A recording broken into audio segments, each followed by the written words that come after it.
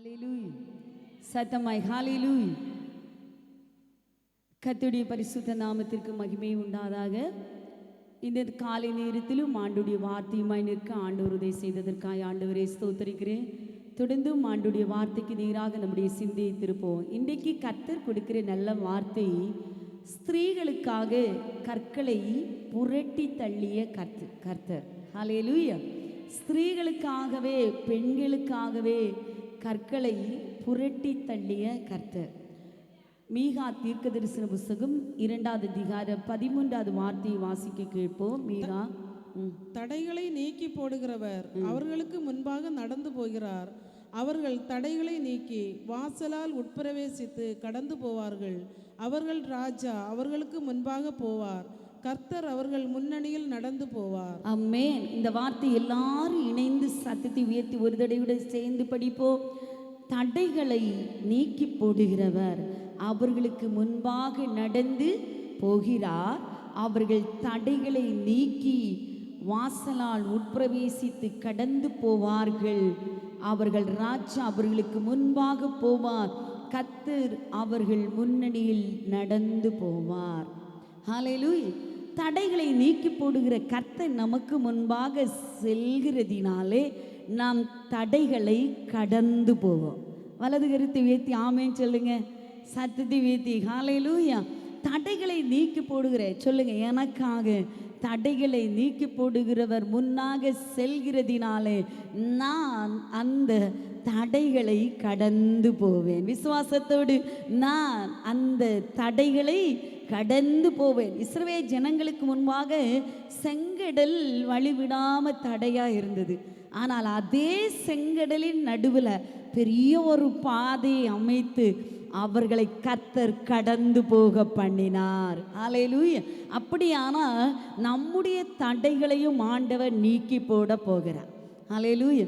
ஒரு விசை ஒரு குடிக்கார ஒரு மனுஷன் அவன் என்ன செய்யனா, போட்டில் ஏறி உட்கார்ந்து அப்படியே அதை போட்டை இயக்குகிறான். போட்டை அப்படியே முன்னோக்கி போகிறதற்காக இயக்கி கொண்டே இருக்கிறான். அவன் இரவு முழுவதும் இயக்கிட்டே இருக்கிறான். காலையிலே வரைக்கும் அவன் ஒரு இஞ்சி அளவு கூட, ஒரு இம்மி அளவு கூட என்ன செய்யலை, முன்னால் போகவே இல்லை. அவன் ஒரே கெட்ட வார்த்தை பேசுகிறானா, என்னடா இந்த போட்டு அந்த கரைக்கு போகவே மாட்டேங்குது. அவன் திரும்ப திரும்ப கெட்ட வார்த்தை பேசுகிறதெல்லாம் அந்த போட்டுக்கு அந்த கடலுக்கு அப்படி பேசிகிட்டே இருக்கிறானா. பார்த்தா தான் தெரியும் அந்த போட்டு ஏற்கனவே எங்கள் குற்றியில் கட்டப்பட்டு இருக்கிறதுனால இவன் குடிக்கிற அந்த மதி மயக்கத்தினால துவண்டு பண்ணிகிட்டே இருக்கிறான். இரவு முழுவும் பண்ணிட்டோம். அவன் அந்த இடத்தை விட்டு கொஞ்சம் கூட நகர்ந்து என்ன செய்யலை, போகவே இல்லை. கட்டப்பட்ட இடத்துல கிடக்கிறான். முதல்ல கட்டப்பட்ட இடங்கள் கட்டவிழ்க்கப்படும் போது நாம் போகிற பிரயாணம் சரியான தூரத்துக்கு போகும். ஹalleluya. அருமையான விசுவாசிகளே, நம்ம எல்லாரும் இன்னைக்கும் அதே இடத்துல கட்டப்பட்டு கிடக்கிறதுனால தான் முன்னுக்கு போகலை. இன்னைக்கு ஆண்டவர் சொல்கிறான், அந்த கட்டுகளை அவிழ்த்து விட போகிறேன். உங்கள் பிரயாணம் சீக்கிரமாக போய் சேர, அக்கறைக்கு நீங்கள் சென்று சேர போறீங்க. கடந்து போகிறவ, தடைகளை நீக்கி போடுகிறவ கர்த்தர் நமக்கு முன்னாக செல்கிறார். அதனால அந்த தடைகளை கர்த்தர் நீக்கி போடுகிறதுனால அந்த பாதை வழியாக கர்த்தர் உங்களை கடந்து போக பண்ண போகிறார். நான் கடப்பேன். ஹalleluya. நான் செல்லுவேன். கர்த்தர் நல்லவர். ஹalleluya. யாருக்காக, எந்த ஸ்திரீகளுக்காக ஆண்டவர் இந்த தடைகளை நீக்கி போடுகிறார்? ஒன்று, செயல்படுகிற ஒரு ஸ்திரீக்காக, ஒரு பெண்ணுக்காக, செயல்படுகிற நபருக்காக ஆண்டவர் தடைகளை நீக்கி போடுகிறார். அதற்கு ஆதாரமாக ஆதியாகமத்தின் புஸ்தகம் 29வது அதிகாரம் 10வது வார்த்தையை நீங்க படிங்க. ஆதியாகமம் 29:10. யாக்கோபு தன் தாயின் சகோதரனான லாபானுடைய குமாரத்தியாகிய ராகேலையும் தன் தாயின் சகோதரனாகிய லாபானின் ஆடுகளையும் கண்டபோது யாக்கோபு போய் கிணற்றின் வாயிலிருந்த கல்லை புரட்டி தன் தாயின் சகோதரனாகிய லாபானின் ஆடுகளுக்கு தண்ணீர் காட்டினான். ஹalleluya. கிணற்றின் வாயிலிருந்த கல்லை புரட்டி தன் தாயின் சொன்ன லாபானின் ஆடுகளுக்கு, அதாவது ராகேலுக்கு அவள் ஓட்டி கொண்டு வந்த ஆடுகளுக்கு தண்ணீர் காட்டினான். ஆமென், அல்லேலூயா. இங்க எந்த ஸ்திரீ? ராகேல். லாபானின் 2 குமாரத்திகள், லேயாள் ஒன்று, 2வது ராகேல். இந்த ராகேல் ஆடுகளை மேய்க்கிறவளா இருந்தாள். அன்றைக்கு எல்லாருமே ஆடு மேய்ப்பல், ஆடுகள் எக்கச்சக்கமாக அவர்களுக்கு இருந்தது. அவருடைய சம்பத்தே ஆடுதான். அப்படிப்பட்டவருடைய ஆடுகளுக்கு தண்ணீர் காட்ட முடியாத சூழ்நிலையில் யாக்கோபு கல்லை புரட்டி தள்ளி ராகேலின் ஆடுகளுக்காக தண்ணீர் காட்டினான். ஏன் தெரியுமா? அதே அதிகாரம் 29 2வது வார்த்தையை நீங்க படிங்க. அங்கே வயல்வெளியில ஒரு கிணற்றையும் அதன் அருகே மடக்கி இருக்கிற 3 ஆட்டு மந்தைகளையும் கண்டான். 3 ஆட்டு மந்தைகளை கண்டான். அந்த கிணற்றிலே மந்தைகளுக்கு தண்ணீர் காட்டுமார்கள். அந்த கிணற்றின் வாய் ஒரு பெரிய கல்லினால் அடைக்கப்பட்டிருந்தது. அந்த கிணற்றின் வாய் ஒரு பெரிய கல்லினால் அடைக்கப்பட்டிருந்தது. ஆமென், அல்லேலூயா. பாருங்க, இந்த சரித்திரம் நமக்கு நல்லா தெரியும். ஒரு பெரிய ஒரு கல் அந்த கிணற்றின் வாயை அடைத்து கொண்டிருந்தது. ஒரு பெரிய கல் கிணற்றின் வாயை அடைத்து. ஆனால் கிணற்றின் வாயின் அருகே மந்தை மேய்ப்பர்கள் இருக்கிறாங்க. எதுக்காக இருக்கிறாங்க? மந்தைக்கு தண்ணீர் காட்டணும். அதுக்காக வாயிற் பக்கத்தில் இருக்கிறாங்க. 3 பார்க்கிறோம். அதன் அருகே மடக்கி இருக்கிற 3 ஆட்டு மந்தைகளை கொண்டு, 3ன்னா நம்ம எண்ணிக்கையில் 1 2 3 ஆட்டுக்குட்டிகளுக்கு அல்ல, மந்தைகள், ஆட்டு நிறைய எக்கச்சக்கமான ஆடுகள், 3 பேருடைய மந்தை கூட்டங்கள் அந்த கிணற்றின் வாயின் பக்கத்தில் இருக்கு. மடக்கி இருக்கிறது. எங்க இருக்கிறது? மடங்கி இருக்கிறது. ஹல்லேலூயா. காத்திருக்கிறது. எங்க தான் இருக்கு? கிணற்றின் வாயின் பக்கத்தில். ஆனால் அவர்களுக்காக கல் புரட்டி தள்ளப்படவில்லை. ஹல்லேலூயா. இருக்கிறதெல்லாம் சரிதான், வாயில் பக்கத்தில் தான் இருக்கிறாங்க. ஆனால் கல் பெரிய கல்லால் அடைச்சி வச்சிருக்கு. அவங்க வாயில் திறக்கப்படவே இல்லை. காரணம் என்னன்னா, அப்போ 7வது வார்த்தையிலே படிக்கிறோம். அப்பொழுது அவர், இன்னும் வெகு பொழுது இருக்கிறதே, இது மந்தைகளை சேர்க்கிற வேலை அல்லவே, ஆடுகளுக்கு தண்ணீர் காட்டி இன்னும் மேய விடலாம். அவன் சொன்னா, இது மந்தைகள் சேர்க்கிற வேலை இல்லை, இது வெகு பொழுது இருக்கிறது, ஆடுகளுக்கு தண்ணீர் காட்டி இன்னும் மேய விடலாம். அதற்கு அவர்கள் எல்லா மந்தைகளும் சேருமுன்னே அப்படி செய்யக்கூடாது, சேர்த்த பின்பு கிணற்றின் வாயிலுள்ள கல்லை புரட்டுவார்கள், அப்பொழுது ஆடுகளுக்கு தண்ணீர் காட்டுவோம் என்றார்கள். இவர்களுக்கு ஒரு சாக்கு போக்கு. பார்த்தீங்கன்னா, மந்தைக்கு தண்ணீர் காட்டுகிற நேரம் வரல, ஆனால் ஆடுகளை இன்னும் மேய்ச்சலுக்காக அனுப்பி மேய விடலாம். ஆனால் இவர்களோ மேய விடாதபடிக்கு அந்த கிணற்றின் வாயில மடங்கி கிடக்கிறாங்க. மற்ற ஆடுகள் எல்லாம் வருகிறதற்கு காத்து கிடக்கிறாங்க. ஆனால் இவங்க மந்தையை மேய விடலை, இவங்க செயல்படலை. புரிஞ்சவங்களுக்கு, இந்த மந்தை மேய்ப்பர்களுக்கு 3 ஆட்டு மந்தைகள் இருக்கிறது. அவங்க உட்கார்ந்துருக்கிற இடம் கிணறின் வாய் தான். அவர்களுக்கு தண்ணீர் காட்டணும், ஆனால் சோம்பேறிகளாக உட்கார்ந்துருக்கிறாங்க. தண்ணீரும் கொடுக்கல, மேயவும் விடலை, போய் உட்கார்ந்துருக்கிறாங்க, வாயில் பக்கத்திலே இருக்கிறாங்க. ஆனால் இன்னொரு நபர், ஒரு பெண், ஒரு ஸ்திரீ ராகேல் என்ன செய்கிறாங்க பாருங்க. அந்த 9வது வார்த்தை, அவன் பேசிக் கொண்டிருக்கும் போதே தன் தகப்பனுடைய ஆடுகளை மேய்த்து கொண்டிருந்த ராகேல் அந்த ஆடுகளை ஓட்டிக்கொண்டு 2 காரியம் அந்த ராகேல் சொல்றாங்க. ஆடுகளை மேய்த்து கொண்டிருக்கிறான், ஆடுகளை ஓட்டி கொண்டு வந்து கொண்டே இருக்கிறான். சிலர் கிணற்றின் வாயில மடக்கி சோம்பேறித்தனமா உட்கார்ந்து இருக்கிறாங்க. எப்போ தண்ணீர் கிடைக்கும், அவங்க எல்லாம் தண்ணீர் காட்ட வரும்போது நாங்களும் தண்ணீர் காட்டி கொடுக்கலாம். இதுதான் அவங்களுடைய சாக்கு போக்கு. ஹல்லேலூயா.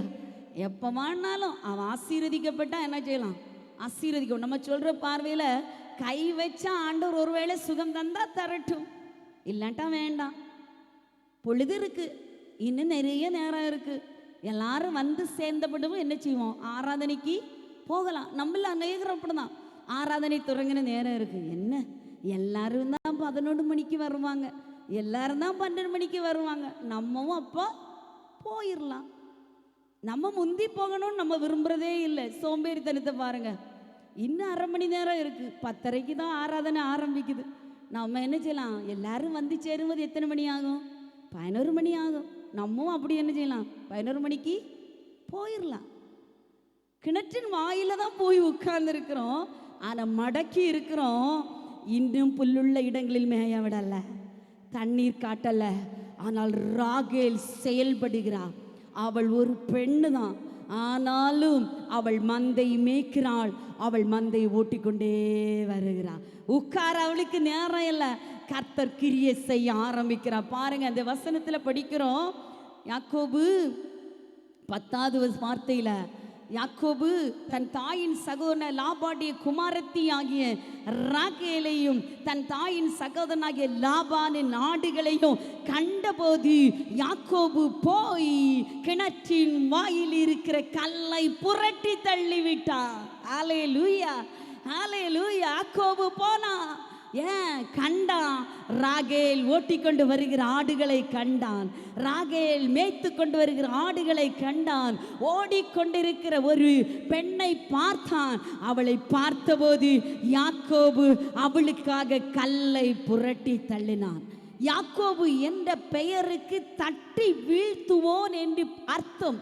பாருங்க, ஒரு தட்டி வீழ்த்தக்கூடியவன். நம்ம கையில இருக்கிறத தட்டி போடுறவன் தான் யாக்கோபு. ஏசாவை கையில இருந்த சுதந்திர பாகத்தை தட்டி கீழே போட்டுட்டு இவர் வாங்கிட்டார். ஹல்லேலூயா. ஏசாவுக்கு அப்பா கொடுக்க வேண்டிய ஆசீர்வாதத்தை தட்டி கீழே போட்டுட்டு இவர் வாங்கிட்டார். இவர் தட்டி வீழ்த்துகிற சுபாவம் உடையவர். ஆனால் அதே தட்டி வீழ்த்துகிற சுபாவம் உடையவரை கர்த்தர் ராகேலுக்காக பயன்படுத்தினார். ஹல்லேலூயா. சில தட்டி தட்டி கீழே விடுறாங்களா, நம்ம சொல்கிறோம், நான் மேலே மேலே ஏறணும்னு நினைக்கிறேன், ஏறி போகிற நேரத்தில் கீழே தள்ளி போடுறான். இந்தியாவுக்குள்ள ஒரு பெரிய ஒரு நல்ல ஒரு கேரக்டரு, இந்திய மக்களுக்குள்ள கேரக்டரே அதுதான். ஒரு ஆள் முன்ன போனால் அவன் முன்னுக்கு விட மாட்டான், மேலேண்டு கீழே என்ன செய்வான், இருந்த இடத்துக்கு கொண்டு வந்து நிறுத்தி வைக்கிறான். அவ்வளோதான் நமக்குள்ள நல்ல கேரக்டர். அந்த சுபாவத்தின்படி தான் இந்த யாக்கோபு. ஆனால் அதே தட்டி வீழ்த்துகிறவனை கர்த்தர் செயல்படுகிற ராகேலுக்காக பயன்படுத்தினார். வலது கரத்தை அசைத்து சொல்லுங்க, செயல்படுகிற ராகேலுக்காக பயன்படுத்தினார். எந்த சூழ்நிலையிலையும் எப்பேற்பட்ட பிரச்சனையிலையும் நம்ம செயல்பட ஆரம்பித்தால் கர்த்தர் பயன்படுத்துவது நிச்சயம். கல்லை புரட்டி தள்ளுவார். பாருங்க, புரட்டி தள்ளிவிட்டு அந்த வசனத்தை பார்த்தீங்களா, தன் தாயின் லாபானின் ஆடுகளுக்கு தண்ணீர் காட்டினான். அந்த மந்தைகளுக்கு தண்ணீர் காட்டினான் எங்கேயாவது இருக்கா? ஏற்கனவே ஆட்டு மந்தைகள் 3 அங்கே இருக்கு. எங்கே தான் உட்கார்ந்துருக்குது? வாயில் பக்கம்தான் உட்கார்ந்துருக்கு. கல் மட்டும் புரட்டி தள்ளி அந்த ஆடுகளுக்கு தண்ணீர் கிடைச்சிருக்கணும். இல்லை இல்லை, ராகேலுடைய ஆடுகளுக்கு மாத்திரம்தான் தண்ணீர் கிடைச்சது. இது எதை குறிக்கிறது தேவ பிள்ளைகளே? வாஞ்சியோடு, ஆண்டவரை இன்னும் எனக்காக செய்யும் ஆண்டவரை, எனக்காக ஒரு அற்புதத்தை செய்யும் ஆண்டவரை, நான் செயலற்று போக மாட்டேன், எந்த சூழ்நிலை நான் செயல்படுவேன் என்று ஆவேசம் கொள்கிற ஜனத்துக்காகத்தான் கர்த்தர் அற்புதத்தை செய்வார். ஹல்லேலூயா. பெதஸ்தா குளத்தின் கரையில் 38 வருஷம் ஒரு மனுஷன் இருக்கிறான். நமக்கு தெரியும். அவன் என்ன செய்யறான்? சாக்கு போக்கு சொல்றான், ஆண்டவரே தண்ணீர் கலக்கப்படுகிறது எனக்கு கேட்குது, ஜனங்கள் சுகமாகி போகிறது நான் பார்க்கிறேன், ஆனால் என்னை கொண்டு போக ஒருவனும் இல்லை. அவனுடைய சாக்கு போக்கு என்னது? என்னை கொண்டு போக ஒருவனும் இல்லை. சத்தம் கேட்கறது சரிதான், பார்க்கறது சரிதான், ஆனால் என்னை கொண்டு போக ஒருவனே இல்லை. ஹல்லேலூயா. இன்னைக்கு நம்மள பலரும் அப்படிதான். ஹல்லேலூயா. இரவு ஜெபத்துக்கு ஏன் வரல சிஸ்டர்? அவங்க ஃபோன் பண்ணி என்னை கூப்பிடலை. பெண்கள் கூட்டத்துக்கு ஏன் வரல? பக்கத்து வீட்டுக்காரன் என்னை கூப்பிட்டு வரல. போகும்போது ஒரு வார்த்தையாவது சொல்லக்கூடாதா? எத்தனை சாக்கு போக்கு தெரியுமா? ஹல்லேலூயா, ஹல்லேலூயா. நடு ராத்திரி பிள்ளைக்கு சுகம் இல்லைன்னா தூக்கிட்டு ஓடுறோம் பார்த்தீங்களா? ஆமேன். அன்னைக்கு சாக்கு போக்கு இல்லை.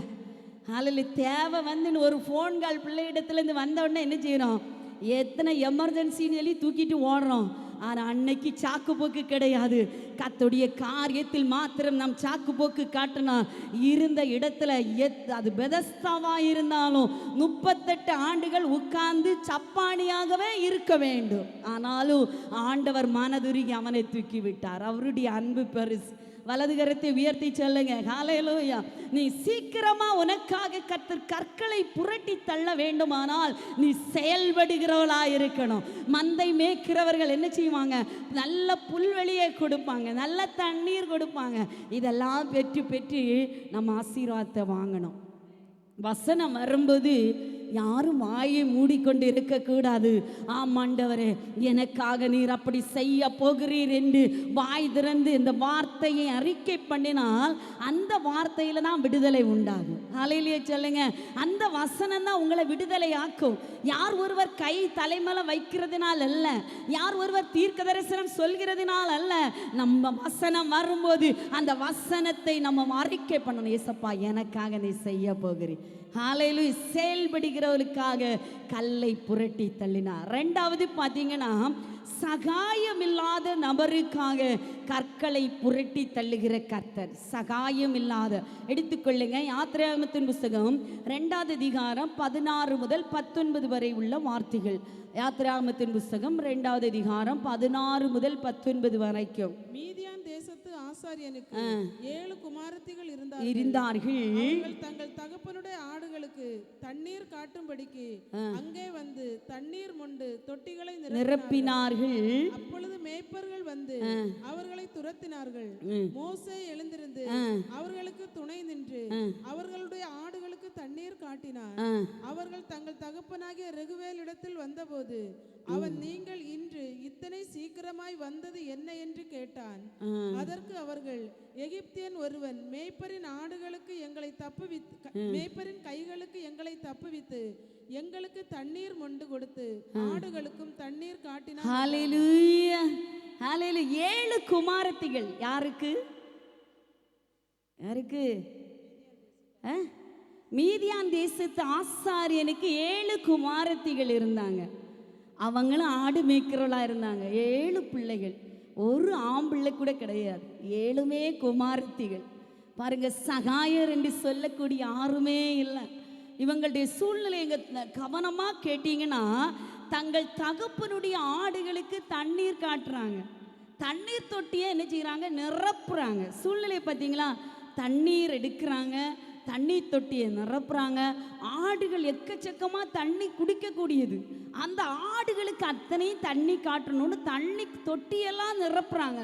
ஆனால் அங்கே மேய்ப்பர்கள் அவர்களை துரத்தி அடிக்கிறார்கள், விரட்டி அடிக்கிறார்கள். ஏன்?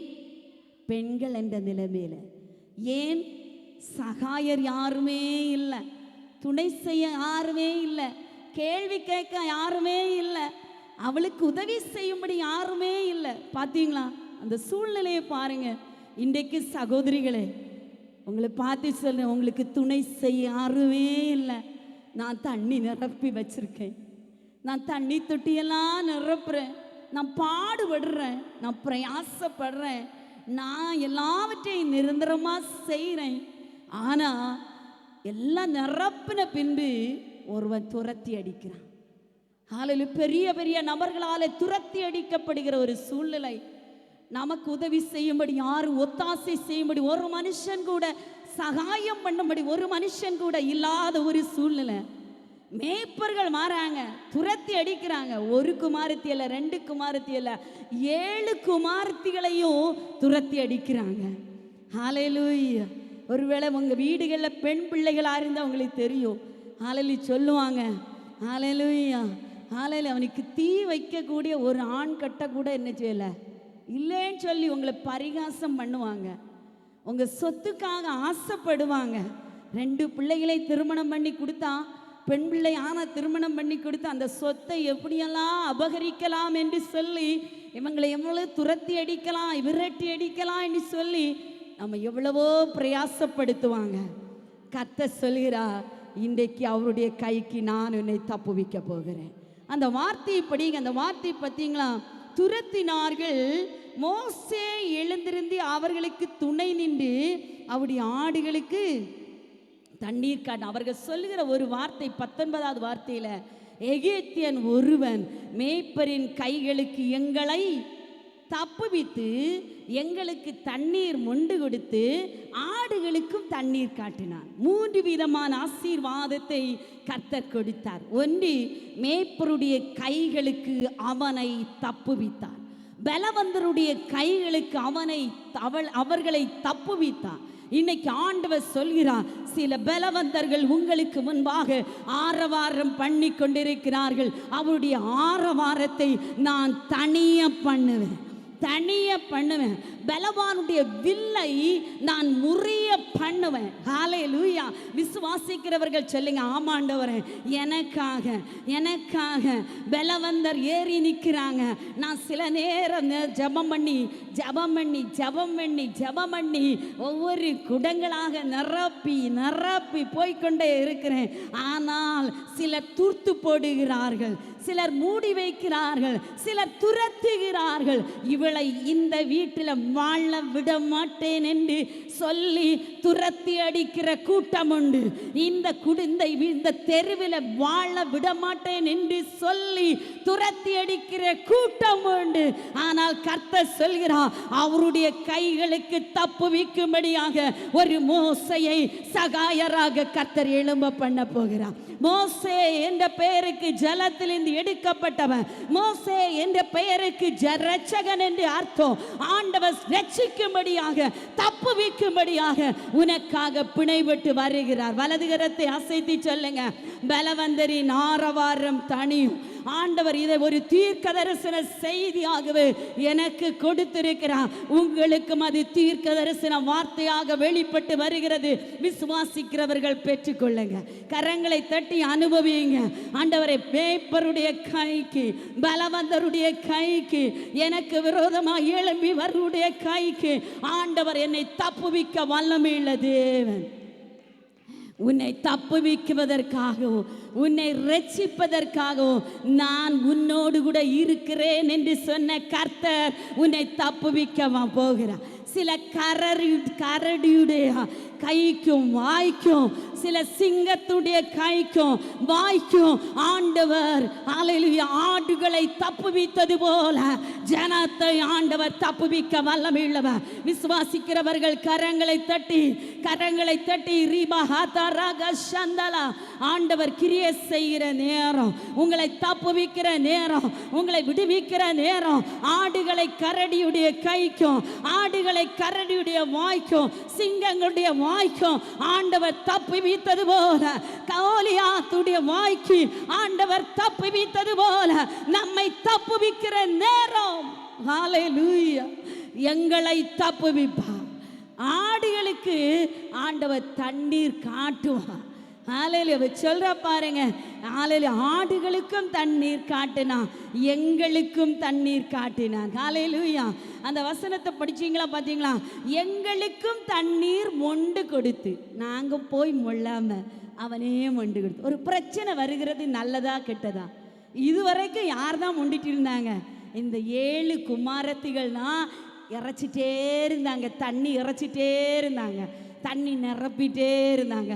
இப்போ கர்த்தர் சொல்கிறான், மோசையை கொண்டு நான் தண்ணி நிரப்ப போகிறேன், நான் தண்ணீர் கொடுக்க போகிறேன். 2வது பார்த்தீங்கன்னா, ஆடுகளுக்கு என்ன செய்தான்? கொடுத்துட்டு. நம்முடைய பிள்ளைகளை குறித்து கவலைப்படாதீங்க, நம்முடைய பொருளாதார குறித்து கவலைப்படாதீங்க. ஆண்டவர் உங்களுக்காக எழும்பிட்டா. மோசே எழுந்துறது போல கர்த்தர் உங்களுக்காக எழும்பினார்னு வச்சிருங்க, யாரும் அடைக்கவே முடியாது. ஆமென் சொல்லுங்க. ஹல்லேலூயா, ஹல்லேலூயா, ஹல்லேலூயா. கர்த்தர் தான் அன்னாளுடைய கற்பத்தை என்ன செய்தாரு? அடைத்து வச்சிருந்தாரா இல்லையா? அன்னாளுடைய கற்பத்தை கர்த்தரே அடைச்சி வச்சு. எல்கானா சொல்றாரு, 10 குமாரரை பார்க்கல, நான் உனக்கு அதிகமல்லவா? என்னெல்லாம் வார்த்தையை சொல்றாரு பாருங்க. ஒருவேளை எல்கானாவன ஒரு புடவையை வாங்கி கொடுக்கலாம், அன்னாளுக்கு ஒரு புடவை கொடுக்கலாம், அன்னாளுக்கு சாப்பாடு கொடுக்கலாம், அன்னால டூர் மாதிரி பைக்கில் ஏற்றி கறங்கலாம். ஆனால் எல்கானாவால அன்னாளுக்கு ஒரு குழந்தையை கொடுக்க முடியலை, குழந்தையை கொடுக்க முடியலை. முடிஞ்சா என்னெல்லாமோ வாய்ஜாலம் சொன்னாலும் அந்த குழந்தையை கொடுக்க நான் கர்த்தர் தான் இறங்கி வரேன். ஆமென் சொல்லுங்க. ஹalleluya. புருஷன் சிலர் நல்ல வார்த்தைகளை நமக்கு தரலாம், சில காரியங்களை செய்து தரலாம், சில விஷயத்துல அடைக்கப்பட்டு கிடக்கும். அந்த இடத்தை திறக்கணும், நான் கர்த்தர் தான் இறங்கி வரணும், கர்த்தர் தான் அனுகூலம் செய்யணும், கர்த்தர் தான் அற்புதங்கள் செய்யணும். கரங்களை தட்டி ஓசையாக ரீஷா பலாதீரா மஹதரமா, கர்த்தர் நமக்காக யுத்தம் பண்ணுகிற தேவன். ஆமென் சொல்லுங்க. கர்த்தர் தான் திறக்கணும். எவ்வளவு வார்த்தையினாலும் பிள்ளைங்க சொல்லுவாங்க, அம்மா நான் உங்களை பார்த்துருவேன்னு சொல்லுவாங்க. ஆனால் பார்த்துருவாங்க. அவங்க சில நேரம் நம்மளை அழகாக தான் வச்சுருப்பாங்க. ஆனால் சில நேரம் சில காரியங்களை கர்த்தரே அடைத்து வைத்திருப்பார். அவர் அடைச்சாரனா அவர் தான் நமக்கு திறக்கணும். ஹalleluya சொல்லுங்க. பைபிள் சொல்லு, அவர் திறக்கிறவரும் அடைக்கிறவரும். ஆமென். அவர் திறந்தா அடைக்கிறவன் ஒருவனும் இல்லை, அவர் அடைத்தால் திறக்கிறவனும் ஒருவனும் இல்லை. ஹalleluya. அவர் தான் திறக்கணும், அவர் தான் அடைக்கணும். ஆமென் சொல்லுங்க. வலது கரத்தை அசைத்து கண்களை ஹalleluya. கர்த்தர் நல்லவர் சொல்லுங்க. எனக்காக கர்த்தர் புது வழியை திறக்க போகிறார். 7 குமாரத்திகளும் அழுது கொண்டே நிற்கும் போது கர்த்தர் அற்புதத்தை அவர் சொல்கிற ஒரு வார்த்தை. அந்த அவனுடைய அப்பா கேட்குறாங்க, நீங்கள் இன்று இத்தனை சீக்கிரமாய் வந்தது என்ன? இதுவரைக்கும் இல்லாத ஒரு சம்பவம் நடந்துச்சு, இத்தனை சீக்கிரமாய் வந்தது என்ன? ஆண்டவர் இன்னைக்கு சொல்றான், சீக்கிரமா சில காரியத்தை கர்த்தர் செய்ய போகிறார்.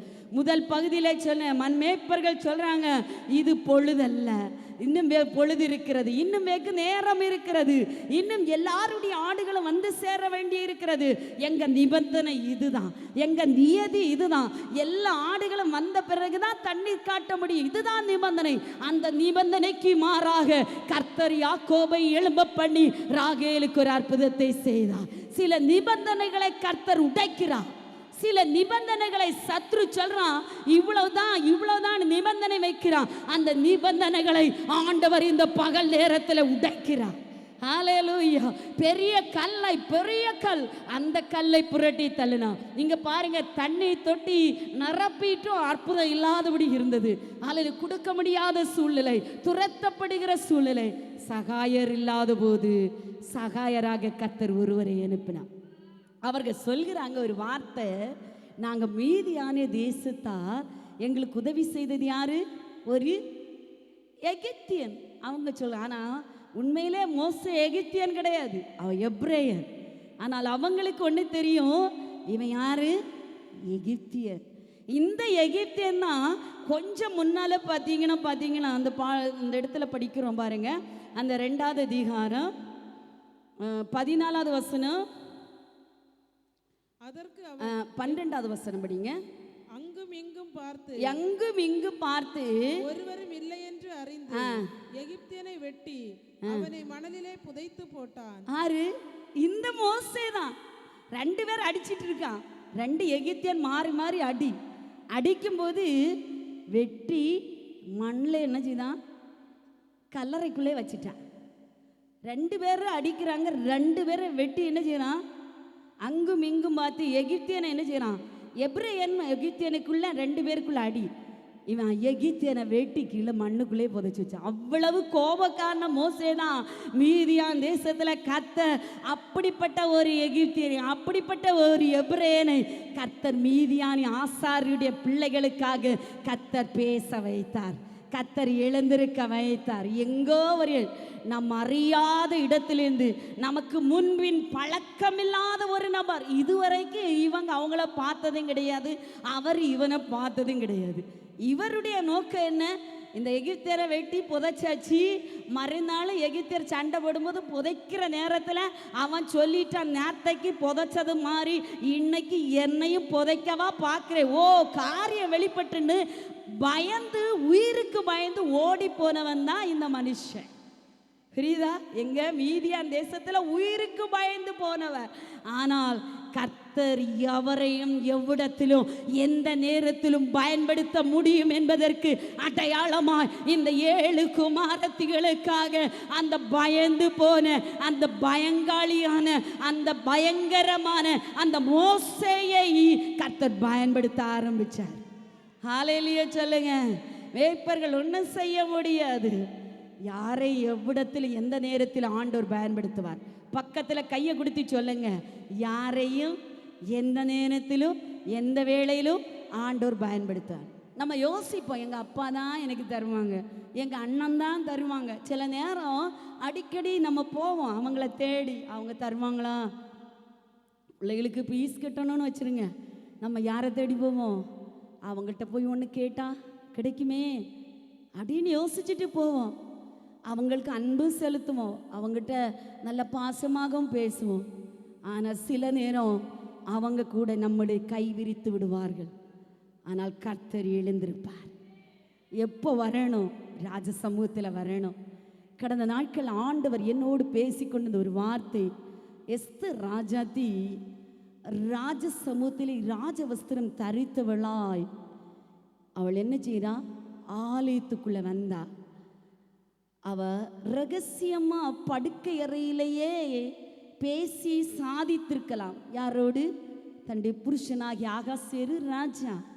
படுக்கை அறையிலே பேசி என்ன செய்யலாம்? இந்த பிரச்சனையை தீர்த்து கொள்ளலாம். ஆனால் படுக்கறையில் இருக்கும்போது அவனுடைய ராஜ செங்கோல் அவன் கையில் இருக்காது.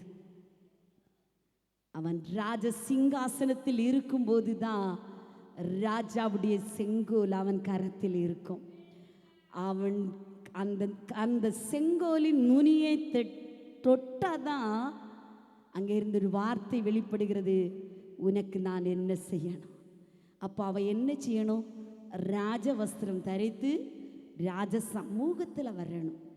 ஹல்லேலூயா. ஆண்டவர் என்னோடு தெளிவாக பேசினா. பல காரியங்களை நம்ம ஆலயத்தில் ஜெபிக்கிறத தவிர்த்து வீடுகளில் ஜெபிக்கலாம். ஆனால் வீடுகளில் உள்ள ஜெபத்தை விடவும் ஆலயத்தில் வந்து ஜெபிக்கும்போது பொற்செங்கோல் நமக்காக நீட்டப்படும். புரிஞ்சிருக்கும்னு நினைக்கிறேன். பொற்செங்கோல் எப்போது படுக்கையறையில் இருப்பதில்லை, ராஜ சமூகத்தில் இருக்கும். பொற்செங்கோலை தொட்டபோது கர்த்தருடைய கண்களில் கிருபை கிடைத்தது. ஹல்லேலூயா, ஹல்லேலூயா சொல்லுங்க, ஹல்லேலூயா. நல்ல பிரபலமான ஊழியக்காரர் பில்லி கிரஹாம் ஒரு பெரிய ஒரு எழுப்புதலை தேசத்திற்கு கொண்டு வந்தவர். அவர் எப்போதும் ஆண்டுடைய சமூகத்தில் வரும்போது கோட்டு ஷூட்டெல்லாம் போட்டு, அந்த அமெரிக்க கல்ச்சர் படி அவர் ஷூட்டெல்லாம் போட்டுதேனா அவர் 5 மணி நேரம், 3 மணி நேரம், 6 மணி நேரம், 7 மணி நேரம் தொடர்ச்சியாக ஜெபிக்கக்கூடியவர். ஆனால் தேவ சமூகத்தில் அவர் வரும்போது ஏதோ ஒரு மாதிரி டிஷர்ட் போட்டு எப்படியெல்லாம் வரமாட்டாராம். அவர் ஜெபம்னு சொன்னாலே ஒரு பெரிய ஒரு திருமண வீட்டுக்கு போகிற மாதிரி, ஒரு பெரிய மீட்டிங் போகிற மாதிரி, பெரிய ஆளை சந்திக்க போகிற மாதிரி கோட்டு சூட்டெல்லாம் போட்டுட்டு அவர் ஆலயத்தில் வருவாராம். ஆண்டவரை நோக்கி ஜெபிக்க ஆரம்பிப்பாராம். அது 3 மணி 2 மணி ஆனால் கூட குளித்து கோட்டு போட்டுட்டு என்ன செய்வாரா? வருவாராம் தேவ சமூகத்தில். அப்படியானால் தேவ பிள்ளையே, கர்த்தருடைய சமூகத்தில் வந்தால் கர்த்தர் பொற்செங்கோலை உங்களுக்காக நீட்டுவார். ஹல்லேலூயா. நம்ம வீடுகளில் இருந்து கர்த்தரோடு பேசலாம், ராஜாவோடு பேசலாம், வீடுகளில் இருந்து நீங்க கேட்கலாம். ஆனால் ராஜ சமூகத்தில் வந்தபோது ராஜ கம்பீர வார்த்தை வரும். ராஜ சமூகத்தில் இந்த வார்த்தை யாராலும் முத்திரை போடப்பட்டதானால் யாராலும் மாற்ற முடியாது. அதுதான் முக்கியம். ஆலையில வீட்டுக்குள்ள சொல்ற வார்த்தைக்கு மாற்றம் வரும். ராஜ சமூகத்திலிருந்து கர்த்தருடைய ஆலயத்திலிருந்து ஒரு வார்த்தை புறப்பட்டதானால், கர்த்தருடைய வார்த்தை புறப்பட்டதானால் அந்த வார்த்தைக்கு மாற்றமே வராது.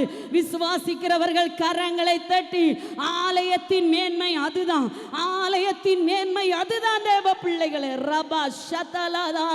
ஆலயத்தில் இருந்து நீ ஜெபிக்கும் போது கர்த்தருடைய வார்த்தை வெளிப்பட்டதானால் அது வெளிப்பட்டதுதான். அன்னாளை பார்த்து ஏலி சொல்லுகிறான், நீ போ சமாதானத்தோடு. அந்த வார்த்தைக்கு இனி ஒரு வார்த்தை வரவில்லை. அன்றைக்கு அவளுடைய துக்கமுகம் மாறிட்டு, அன்றைக்கு அவளுடைய விண்ணப்பம் கேட்கப்பட்டது. வருஷம் ஆலயத்தில் வந்து அழுதுட்டே இருக்கிறவன் அடுத்த வருஷம் வரும்போது பிள்ளையோடு கூட வர கர்த்தர் உதவி செய்தா.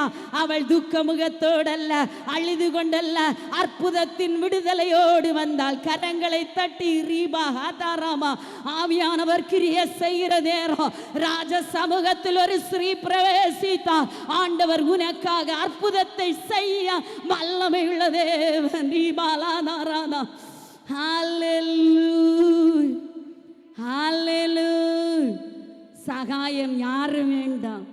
தேவனுடைய சமூகத்தில் நீங்க முழங்காற்படிட்ட சகாயம் அங்கே இருந்து வரும். ஆமென் ஆமென் ஹல்லேலூயா. சத்ருடைய கைக்கு ஆண்டவர் தப்பிப்பா.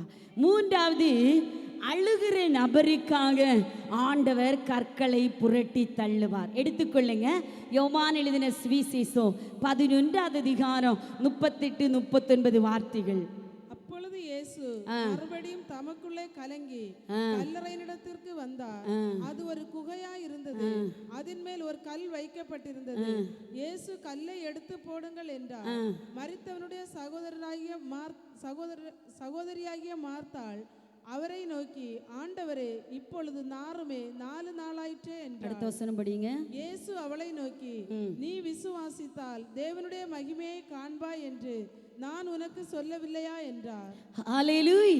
நமக்கு தெரிந்த வேத பகுதி, ஒரு நல்ல ஒரு குடும்பம், மார்த்தாள், மரியம், லாசரு, பெத்தானிய கிராமத்தை சேர்ந்தவங்க. இயேசு வரும்போதெல்லாம் சாப்பாடு கொடுப்பாங்க. இயேசுவை நேசித்த குடும்பம், இயேசுவை ஆதரித்த குடும்பம். ஹல்லேலூயா ஹல்லேலூயா. உங்க வீடுகளுக்கு ஊழியக்காரர் வரும்போது நல்ல சாப்பாடு கொடுங்க. ஆமென் சொல்லுங்க. சொல்ல மாட்டாங்க. ஹல்லேலூயா சொல்லுங்க. கர்த்தர் நல்லவர், நல்ல சாப்பாடு கொடுங்க. இந்த குடும்பம் ஆண்டவர் அப்படிதான் நேசிச்சாங்க. எப்படி கொடுத்தா நேசிச்சாங்க? அவர் வரும்போது நல்ல சாப்பாடு கொடுப்பாங்க. இதுலயே அக்கா தங்கச்சிக்கு சண்டை வந்துட்டுல்ல. என்ன சண்டை? இவன் என் கூட வந்து வேலையே செய்ய மாட்டான் ஆண்டவரே, இவன் எப்போவும் வேலைன்னு போய் உட்கார்ந்துருக்கான். ஹல்லேலூயா. இவன் எப்போதும் தேவ வசனம் தேவ ஜெபம் எலி போய் உட்கார்ந்துருக்கான்னு எலி மார்த்தாள் கலங்கினா. ஓகே, அந்த பகுதி போகட்டும். பாருங்க, இப்படி அழகான ஒரு குடும்பம். ஆனா இந்த குடும்பத்துக்கு கண்ணீர் வருமா வராதா? வரும். இயேசுவை நேசிக்கிற குடும்பத்திற்கு கண்ணீர் வருமா? அழுக வருமா? துக்கம் வருமா? ஆமென். துக்கம் வந்தது, அழுக வந்தது, கண்ணீர் வந்தது. எல்லாரும் கேட்குறாங்க, ஐயா உமக்கு சாப்பாடு போட்ட குடும்பம், நீர் வரும்போதெல்லாம் தங்கி இளைப்பார்ன குடும்பம், உம்மை ஆதரித்த குடும்பம். ஆனா உமக்கு பிரச்சனை வந்தபோது இப்ப யாருமே காணோம். ஹல்லேலூயா. லாசரு மரித்து போனா, திடீர்னு வியாதிப்பட்டார், மரித்து போனா. இயேசு 4 நாளா வரவே இல்லை. ஹல்லேலூயா. இயேசு 4 நாளா வரவே இல்லை. அவங்களுக்கு ஒரே கவலை, இயேசுக்கு ஆளை சொல்லி அனுப்புறாங்க. எல்லாம் நடந்தது. ஆனால் இயேசு திரும்பி வருகிற அந்த வீட்டை தேடி இங்க சகோதரிகள் 2 பேரும் அழுகை தாங்க முடியல. 4 நாளாயிட்டு. ஒரே ஒரு சகோதரன், ஆண்டவரே என்ன செய்கிறது? அவர்கள் அழுகிறதையும் அவர்களோடு வந்த யூத ஜனங்கள் அழுகிறதையும் பார்த்தபோது இயேசுவினால் அழாம இருக்க முடியல. இயேசு அழ ஆரம்பிச்சாரு. ஹல்லேலூயா. அழுதுட்டு சொல்றாரு, முதல்ல போய் சொல்றாரு, நீங்க வாங்க கல்லறை பக்கத்துல போங்க.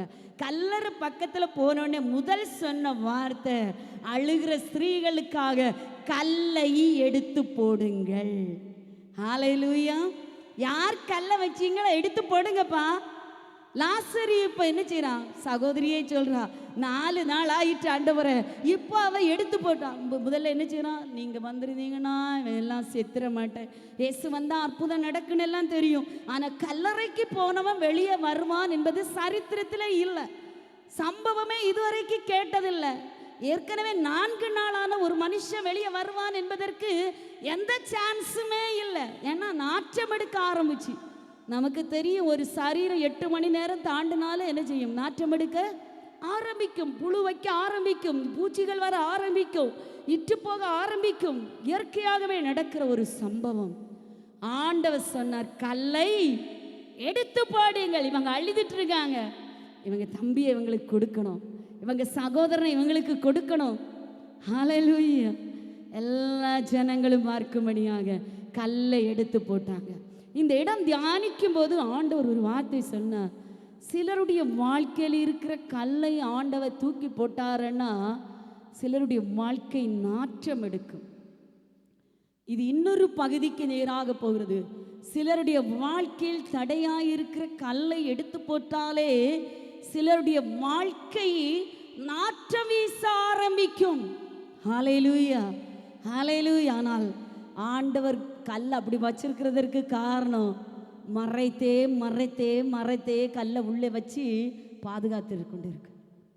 ஆமென், ஆமென் சொல்லுங்க. நாற்றம் எடுக்கிற வாழ்க்கை வாழ ஆண்டவர் அழைக்கிறார். இந்த நாளில் பாருங்க, அவன் அழுதுட்டே இருக்கிற கல்லை எடுத்து போடுங்கள், தூக்கி மாற்றுங்கள். யாரெல்லாம் கல்லை வச்சாங்களோ அதெல்லாம் தூக்கி எடுத்து போட்டாங்க. மார்த்தாள் சொல்ற ஒரு வார்த்தைக்கு ஆண்டவர் செவி கொடுக்க. ஆண்டவர் சொல்ற, நீ விசுவாசித்தால் தேவனுடைய மகிமையை காண்பாய். நாட்கள் நிறைய ஆயிட்டா, நாற்றம் எடுக்க ஆரம்பிச்சா, ஹல்லேலூயா, வாழ்க்கையில இனி இது திரும்ப வராதுன்னு நினைக்கிறீங்களா? அந்த இடத்துல நீங்க அழுகா கர்த்தர் ஸ்திரீகளுக்காக, பெண்களுக்காக ஆண்டவர் கல்லை புரட்டி தள்ளுவார். கல்லை எடுத்து தள்ள வைப்பார். தள்ள வைப்பாரா? விசுவாசிக்கிறவங்க வலது கரத்தை அசைத்து ஹல்லேலூயா. கல்லை ஆண்டவர் எடுத்து தள்ளுவார். 2 பெண்கள் கண்ணீர் வடிக்கிறாங்க. கண்ணீர் வடிக்கிறவர்களுக்காக ஆண்டவர் கல்லை புரட்டி தள்ளிட்டார். கல்லை எடுத்து விட்டாரு. இப்போ ஆண்டவர் மரித்தவன் வைக்கப்பட்ட இடத்திலிருந்து கல்லை எடுத்து போட்டார்கள். இயேசு தம்முடைய கண்களை ஏறெடுத்து, பிதாவே, நீர் எனக்கு செவி கொடுத்தபடியாலுமை ஸ்தோத்திரிக்கிறேன் ஆண்டவரே என்று சொல்லி, லாசருவே வெளியே வா என்று சத்தமிட்டு கூப்பிட்டான். அவன் வெளியே வரும்போது எந்த சூழ்நிலையில் இருக்கிறான் பாருங்க. 44வது வார்த்தை. அப்பொழுது மரித்தவன் வெளியே வந்தான். அவன் கால்களும் கைகளும் பிரேத சீலைகளால் கட்டப்பட்டிருந்தது, அவன் முகமும் சீலையால் சுற்றப்பட்டிருந்தது. இயேசு அவர்களை நோக்கி, இவனை கட்டவிழ்த்து விடுங்கள் என்றார்.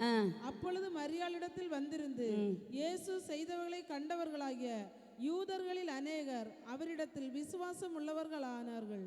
ஆமென், ஹல்லேலூயா.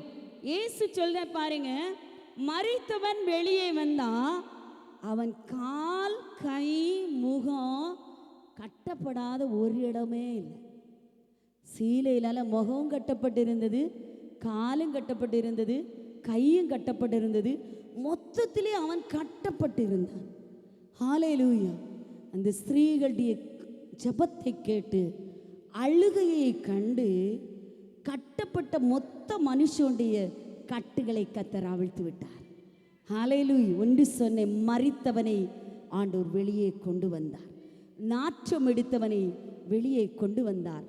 4 நாட்கள் ஆனவனை ஆண்டவர் வெளியே கொண்டு வந்தார். ஆமென் சொல்லுங்க. ஆமென். மட்டுமல்ல, மொத்தத்திலே கட்டப்பட்டிருக்கிறான்.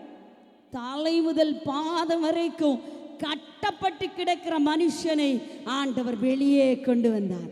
ஸ்திரீகளை, உங்க ஜெபங்கள் பெரியது.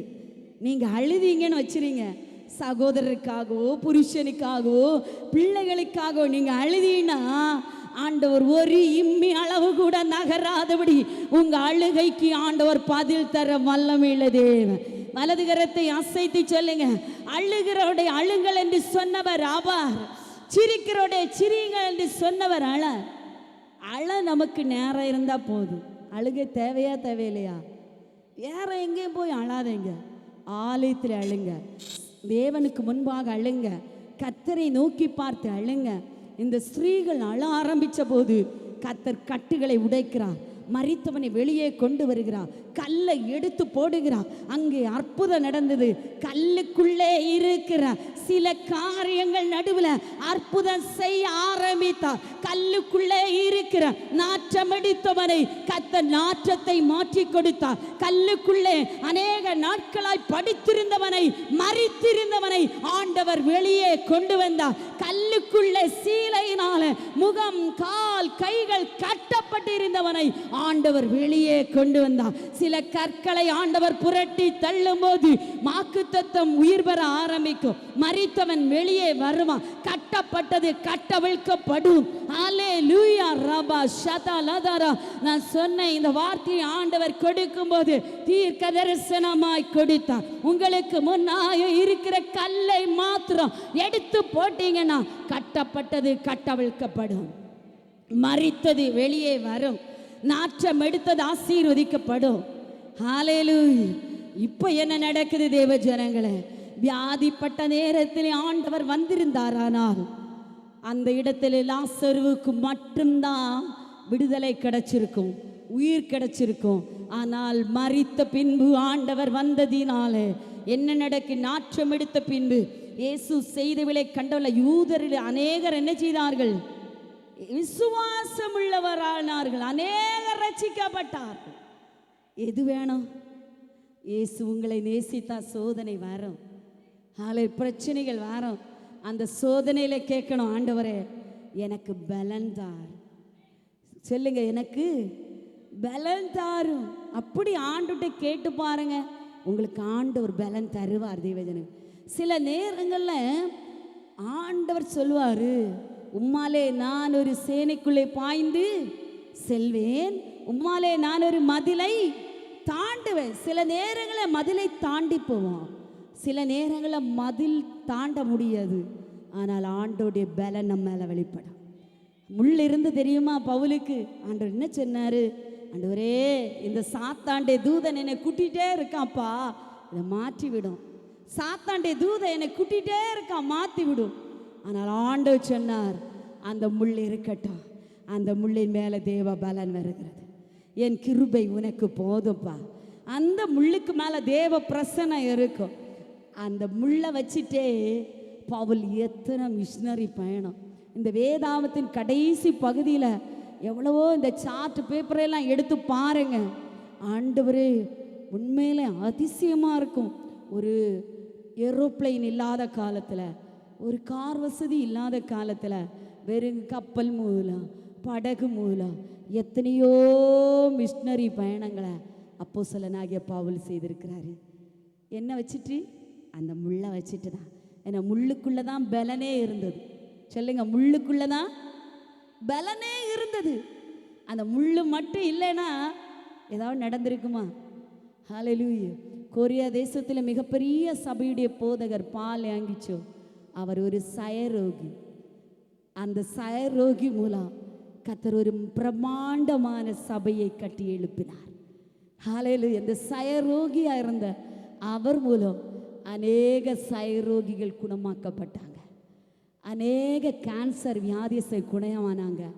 அந்த சயரோகி ஆண்டவர் உலக அளவில் பெரிய ஒரு தலைவராக பயன்படுத்துகிறான்னா, தேவ பிள்ளை அந்த முள் இருக்கணுமா இருக்கண்டாமா? அந்த முள் ஆண்டவர் சொல்லணும், அந்த முள்ளு தான், அந்த முள்ளுக்குள்ளே கர்த்தருடைய பலன் இருக்கட்டும். ஹல்லேலூயா, ஹல்லேலூயா. அந்த முள்ளுக்குள்ளேயும் நடக்க முடியுதா? அந்த முள்ளுக்குள்ளேயும் வார்த்தையில் பேச முடியுதா? முள்ளுக்குள்ளேயும் செபிக்க முடியுதா? அதான் மேன்மை. வலது கரத்தை அசைத்து இந்த வசனத்தை கேட்டவங்க எல்லாரும் விசுவாசத்தோடு சொல்லுங்க, வசனத்தை அசைத்து அசைத்து, ஆண்டவரே, நான் முள்ளுக்குள்ள இருந்தாலும் உம்முடைய பலனே மேலே வெளிப்படுகிறது.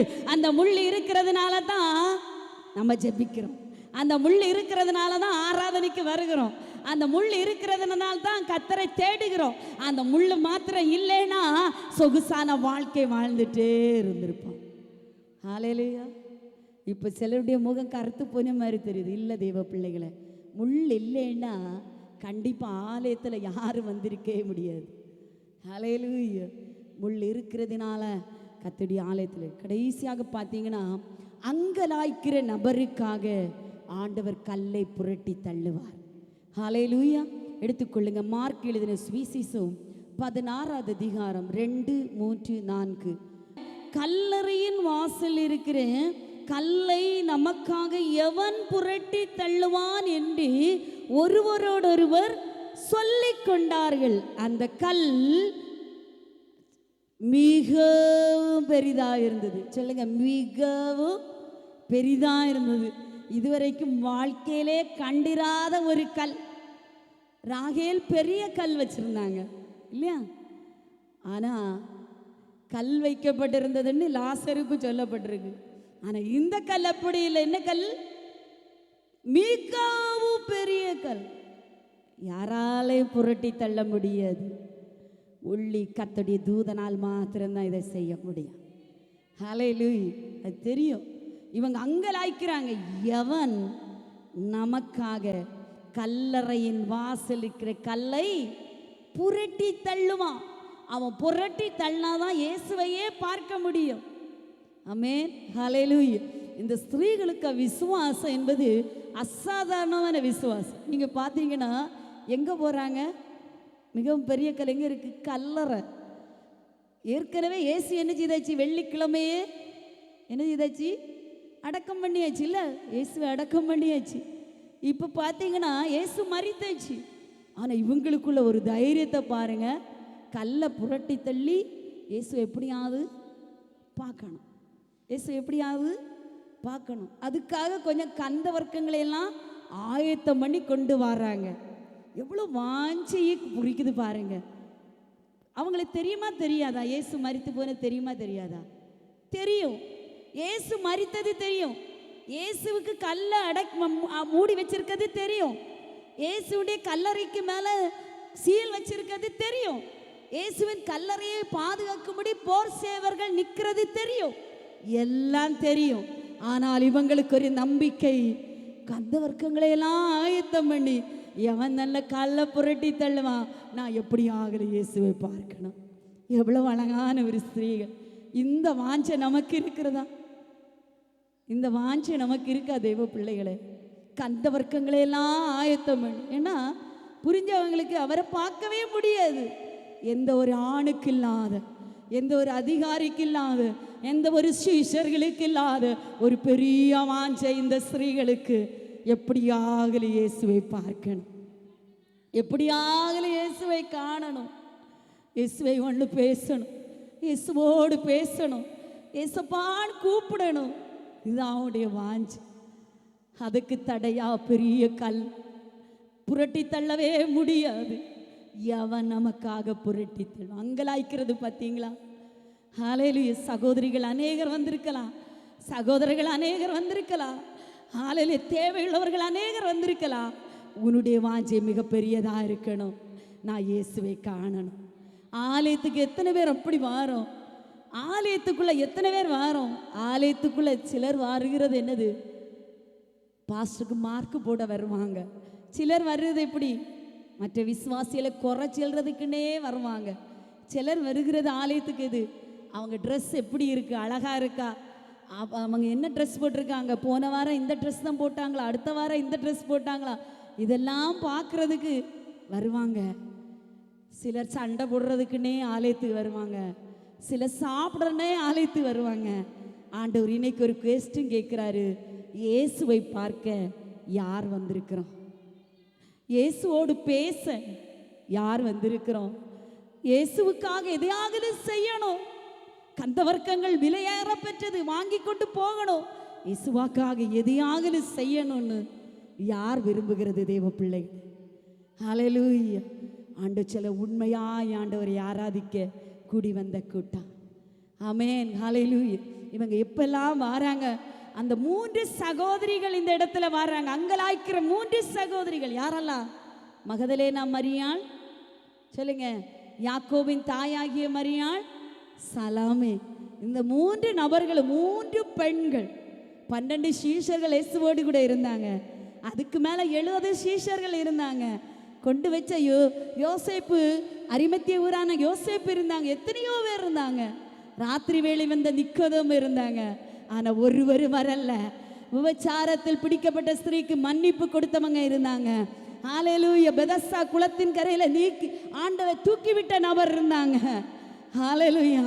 ஆண்டவர் 5 அப்போ 2 மீனை கொண்டு வயிறார சாப்பாடு கொடுத்தவங்க இருந்தாங்க. ஹல்லேலூயா. கூனியான மனுஷிக்கு விடுதலை கொடுத்தவங்க இருந்தாங்க. எத்தனையோ பேர் இல்லாத ஒரு தாகம். மகதலேனா மரியாளும், யாக்கோபின் தாயாகிய மரியாளும், சலோமே என்பவர்களுக்குள்ளே ஒரு வாஞ்சை. இயேசு மரித்தாயிற்று, ஆனாலும் இயேசுவை நான் காணணும். இயேசு சொன்ன வாக்குத்தத்தை என்ன செய்யல? மறிக்கல. இயேசு இருக்காரா இல்லையான்னு பார்க்கணும். முதல்ல உள்ள ஸ்திரீகள் சொன்னாங்க, நாருமே சொன்னாங்க, இவங்களுக்கு நாட்டல்ல, என்னை சப்பாவுக்கு கந்த வர்க்கத்தை போடணும். வாஞ்சை, வாஞ்சையோடு கர்த்தரை ஆராதிக்கணும் தெய்வ பிள்ளையே. மன உண்மையோடு தேவனை ஆராதிக்கணும். ஆலயத்து வரும்போது அங்கேருந்தே சொல்லணும். வீடுலேருந்து புறப்படும் போதே சொல்லி, ஏசப்பா இன்னைக்கு என்னோடு பேசுங்க, ஏசப்பா இன்னைக்கு என்னோடு பேசுங்கப்பா, என்ன தொடுங்க ஏசப்பா, நான் உன்னை பார்க்காம நான் போகவே கூடாது. ஆலயத்தில் எதை பார்க்க போனீங்க? ஆண்டவர் யோவான் ஸ்நாவுடைய சீஷர்களை பார்த்து கேட்கிறார், யோவான் ஸ்நாபகனை பார்க்க ஜனங்கள் போகும்போது நீங்கள் எதை பார்க்க போனீங்க? நாணலை பார்க்க போனீங்களா? தீர்க்கதரிசியை பார்க்க போனீங்களா? காற்றிலே அசைகிற நாணலை பார்க்க போனீங்களா? எதை பார்க்க போனீங்க? ஹல்லேலூயா. ஆண்டவர் சொன்னாரு, ஸ்திரீகளிலே பெரிய பெரிய பெற்றவன், விலையேற பெற்றவன் யோவான் ஸ்நாபகன். சாட்சி கொடுக்கிற ஆண்டவர் இன்னைக்கு கேட்கிறார், எதை பார்க்க ஆலயத்துக்கு போறீங்க? இப்போ பாருங்க, எந்த தடையெல்லாம் தாண்டி அவங்க அங்கலாய்க்கிறாங்க. உங்க அங்கலாய்ப்பின் படி ஆண்டவர் கிரியை செய்வார். நம்ம அங்கலாய்க்கிறோம் பார்த்தீங்களா? எசப்பா எனக்கு உதவி செய்யுங்க. தேவையுள்ள ஒரு மனுஷனை போல பெரும்பாடுள்ள ஸ்ரீ பாருங்க, சுற்றிலும் அநேகர் இயேசுவை தொட்டு கொண்டிருக்கும் போது அவள் மாத்திரம் தேவையோடு வந்து உள்ளே இருந்து சொல்ற, ஆண்டவரே நான் இன்னைக்கு போவேன், இந்த தடையை தாண்டி போவேன், இந்த யூதருடைய பாரம்பரியத்தை தாண்டி போவேன், அவருடைய வஸ்திரத்தின் ஓரத்தையாக என்ன செய்வேன்? தொடுவேன், விடுதலை பெறுவேன். அவருடைய வாஞ்சை ஆண்டவர் 12 ஆண்டுகள் பெரும்பாடை நிற்க செய்தது. வாஞ்சியின் அடிப்படையில் ஆண்டவர் சுகத்தை கொடுத்தார். ஆமேன் சொல்லுங்க. ஆலையில் வெறுமான வசனம் அல்ல தேவ பிள்ளைகளை, இந்த இடத்தில் விதைக்கப்படுகிறது ஜீவனுள்ள வார்த்தைகள். இந்த வார்த்தைகளை ஏற்றுக்கொள்கிறவர்களுக்கு அது ஆம் என்று ஆமேன் என்று அது கிரியை செய்ய ஆரம்பிக்கும். ஹல்லேலூயா. அவ எதெல்லாம் தாண்டி போற பாருங்க. வாரத்தின் இந்த இடத்துல படிக்கிறோம் பார்த்தீங்களா? 2வது வார்த்தையில் வாரத்தின் முதல் நாளுக்கு முக்கியத்துவம். அந்த ஸ்திரீகள் எப்படி தாண்டி வாஞ்சியை வெளிப்படுத்தினான்னா, வாரத்தின் முதல் நாள் என்ன நாள்? ஓய்வு நாள், ஞாயிற்றுக்கிழமை. ஞாயிற்றுக்கிழமைக்கு நீங்கள் முக்கியத்துவம் கொடுத்தா உங்கள் கல்லை ஆண்டவர் புரட்டி தள்ளுவார். அது மிகவும் பெரிதாக இருந்தாலும் அந்த ஒரு வாரத்துக்கு தேவையான வார்த்தை ஞாயிற்றுக்கிழமை தான் கிடைக்கும். ஹல்லேலூயா. நம்ம சொல்கிறோம் பார்த்தீங்களா, இந்த ஒரு வாரம் நீ ஓடணுன்னா சுடப்பட்ட அப்பவும் தண்ணீரும் அன்னைக்கு தான் கிடைக்கும். ஹல்லேலூயா. அதை தண்டை பிடிச்சிட்டோன்னு வச்சுருங்க, நம்ம ஓடலாம். இந்த வாரம் கூட 1ஆம் தேதி ஆண்டவர் பேசிட்டார். கர்த்தர் சொல்லுங்க, என் மேய்ப்பராய் இருக்கிறார், நான் தாழ்ச்சி அடேன். இந்த வாரம் நாங்கள் சந்திக்கிற ஒரு சின்ன ஒரு பிரச்சனையில் போயிட்டு இருந்தோம். அந்த சூழ்நிலையெல்லாம் இந்த வார்த்தையை அறிக்கை பண்ணினோம். கர்த்தர் என் மேய்ப்பராயிருக்கிறார், நான் தாழ்ச்சி அடைய. கர்த்தர் என் மேய்ப்பராயிருக்கிறார், நான் தாழ்ச்சி அடைய. குடும்பமாக இந்த வார்த்தையை அறிக்கை பண்ணின போது நினையாத இடத்திலிருந்து கர்த்தர் அதிசயத்தை செய்தார். ஆளல் ஒரு தேவைக்காக நினையாத இடத்திலிருந்து கர்த்தர் அதிசயத்தை செய்தார். அப்போ பாருங்க, அந்த வார்த்தை கிடைத்த உடனே கேட்ச் பண்ணணும், அந்த வார்த்தையை வாயினால் அறிக்கை பண்ணணும், வெற்றியை பெறணும். அதுதான் தேவ பிள்ளைகளுக்கு வார்த்தையினால் உண்டான பலன். இதுதான் ரகசியம். தேவ ஜனங்கள் ஆசீர்வதிக்கப்படுகிறதற்கு ரகசியமே இது. அதான் சொல்றேன் பாருங்க, பொன்னு வெள்ளி எங்களிடத்தில் இல்லை, எங்களிடத்தில் உள்ளதை உங்களுக்கு தருகிறேன். என்ன தருகிறேன்? நசரேயன் இயேசுவி நாமத்தில் நீ எழுந்து நட. இந்த வார்த்தையை கேட்டவுடனே அவன் எழுந்தான், நடந்தான், குதிச்சான் போவான். அவனை எழுத்தி விடுறதுக்கு டாக்டரை கொண்டு வந்தாங்களா? அவன் மேலே கையை வச்சாங்களா? இல்லவே இல்லை. நசரேயன் இயேசுவி நாமத்தில் எழுந்து நட. இதுதான் அந்த முடவனுக்கு கொடுக்கப்பட்ட வார்த்தை. வார்த்தையை கேட்டவுடனே அவன் எழுந்தான், நடந்தான். அவன் கேட்கல, கேள்வி கேட்டானா? எத்தனை வருஷமா இங்கே இருக்கே? அப்படி கேட்டானா? இல்லவே இல்லை. கேள்வி கேட்குறவங்களும் இருக்கிறாங்க. கடந்த நாட்களில் ஒரு போதகர் சொன்ன ஒரு சாட்சி என்னையே அதிர வைத்தது. அவங்க சர்ச்சுக்கு இப்படி நடக்க முடியாத ஒரு மனுஷன் வந்துட்டே இருந்தானா. நிறைய நாட்களாக அவங்க ஜெபம் பண்ணிட்டு இருந்தாங்க. கர்த்தர் ஒரு நாளில் அவனை தூக்கி விட்டார். அந்த மனுஷனோட ஏற்கனவே உள்ள தொழில் என்னது? பிச்சை எடுத்து பிழைக்கிறது தான் அவருடைய தொழில். அந்த மனுஷன் இப்போ பாஸ்ட்டு ஒரே சண்டை. என்னது? ஒழுங்காக நான் பிச்சை எடுத்தாவது என்ன செய்திருப்பேன்? பிழைச்சிருப்பேன். நீர் போய் தூக்கி விட போய் இன்னைக்கு நான் நடந்து என்ன செய்ய முடியலை, எனக்கு கிடைக்க பிழைப்பே போச்சு. ஹல்லேலூயா. இன்னைக்கு அநேகர் அப்படிதான், அதையே நம்பி அதையே ஒரு பிழைப்பு தொழிலாக நடத்திட்டு இருக்கிறாங்க. உண்மை சாட்சி, நம்ம மாவட்டத்தில் நடந்த சாட்சி. தேவ ஜனங்களே, சிலர் விசுவாசிகளை தூக்கி விட்டாலும் அடுத்த நிமிஷம் என்ன செய்யல, காணல, பழைய தொழிலுக்கே போகணும்னு ஆசைப்பட்டுட்டு இருக்காங்க. பழைய நிலைமைக்கே எத்தனை தரம் ஆண்டவர் நம்ம தூக்கி விட்டாரு. அப்படி அன்பை நினைச்சா நம்ம எங்கேயும் போக முடியாது. ஆனால் நம்ம என்ன நினைக்கிறோம், பழைய மாதிரியே நம்ம இருந்துட்டோன்னா எப்படியும் வாழலாம், எப்படியும் பேசலாம், எப்படியும் நடக்கலாம், எப்படியும் வாழ்க்கை வாழ்ந்து யாரும் கண்டிக்க மாட்டாங்க, யாரும் கடிந்து கொள்ள மாட்டாங்க, யாரும் கைதட்டுன்னு சொல்ல மாட்டாங்க, யாரும் கையை உயர்த்துன்னு சொல்ல மாட்டாங்க, யாரும் தூங்காதேன்னு சொல்ல மாட்டாங்க. இதெல்லாம் என்ன செய்யாது? சொல்ல மாட்டாங்க. எப்படி இருக்கலாம்? நல்ல வசதி அங்கேயே இருந்துடலாம். அப்படி நினைக்கிறவங்க இல்லை. இல்லை, கர்த்தர் ஏதோ உங்க மூலம் பெரிய காரியங்களை செய்ய நினைக்கிறார். ஹல்லேலூயா. வாரத்தின் முதல் நாள் முக்கியத்துவம் கொடுக்கணும். வாரத்தின் முதல் நாளா 9 மணிக்கு ஆராதனை, 8:30க்கே வந்துடணும். ஆண்டவரே என்னோடு பேச ஆண்டவரே. ஹல்லேலூயா. நம்ம 9 மணிக்கு வாரதே பெரிய காரியம். இதில் போய் 8:30க்கு சொல்கிறீங்க. 8:30க்கு வந்து பாருங்க. ஒரு வருஷம் நீங்கள் அப்படி செய்து பாருங்க தெய்வ பிள்ளைகளை. கர்த்தர் உங்கள் தலைமுறைகளை உயர்த்தி மேன்மையான, நீ கர்த்தருக்கு முதன்மையான இடத்தை கொடுக்கும்போது ஆண்டவர் தலைமுறைகளுக்கு முதன்மையான இடத்தை கொடுப்பார். ஆமென் சொல்லுங்க. விசுவாசிக்கிறவங்க சொல்லுங்க. நம்ம முதன்மையான இடத்தை கொடுக்கும்போது ஆண்டவர் முதன்மையான இடத்துல நம்ம தலை. இயேசுடைய சிலுவையை சுமந்த யாரு சொல்லுங்க? மறந்தீங்களா? சிரேனே ஊரானாகிய சீமோன் இல்லையா? சிலுவையை பலவந்தமாக கொடுத்துட்டு போனாங்க. அவன் முதன்மையான தன்னுடைய தோல் பகுதியில் வச்சு இயேசுவின் சிலுவை அவனால் சுமக்க முடியாது. ஆனால் அவன் பாவம் செய்யலை, அவன் தண்டனையும் பெறலை, இயேசுவின் சிலுவையை சுமந்தான். அவனுடைய 2 தலைமுறைகள் அலெக்சாண்டர், ரூபை கர்த்தர் உன்னதர்களாக மாற்றினார், பெரிய பிஷப்புகளாக மாற்றினார், கவர்னர்களாக மாற்றினார். ஹல்லேலூயா. ஆண்டவர் எவ்வளவு நல்ல முதன்மையானதை கத்தரி கொடுத்தார். ரெண்டாவது என்ன நேரம்? அதிகால நேரத்தை என்ன செய்யறான் சொல்லுங்க? அந்த வசனம் மறந்தீங்களா? 16 2வது வார்த்தையில அதிகாலையிலே. அதிகாலைன்னா எத்தனை மணிக்கு? அதிகாலை எத்தனை மணி? ஒரு ஆள் 4 மணின்னு சொல்றாங்க. சொல்லுங்க. 4 மணி, 3 மணி, 4 மணி, 5 மணி, 6 மணி. சிலருக்கு அதிகாலை என்பது என்னது? காலை 11 மணி இல்லையா? காலை 11 மணி தான் அதிகாலை. எழும்பி பார்க்கும்போது என்ன செய்யணும்? சாப்பிடணும். வெரி குட், சாப்பிடணும். அதுதான் அதிகாலை. அதிகாலை அதுக்கு முக்கியத்துவம். அதிகாலையில் என்னை தேடுகிறவர்கள் என்னை கண்டடைவார்கள். அதிகாலையிலே இயேசு என்ன செய்தாரு? ஜெபம் பண்ண போனாராம். அதிகாலை முக்கியத்துவம் தேவ பிள்ளைகளே. எவ்வளவுதான் வேலைகள் இருந்தாலும் 1 மணி நேரம் அதிகாலை கர்த்தருக்காக கொடுத்துட்டு நம்ம வேலை செய்துட்டோன்னு வச்சுருங்க, அரை மணி நேரத்தில் வேலை முடியும்.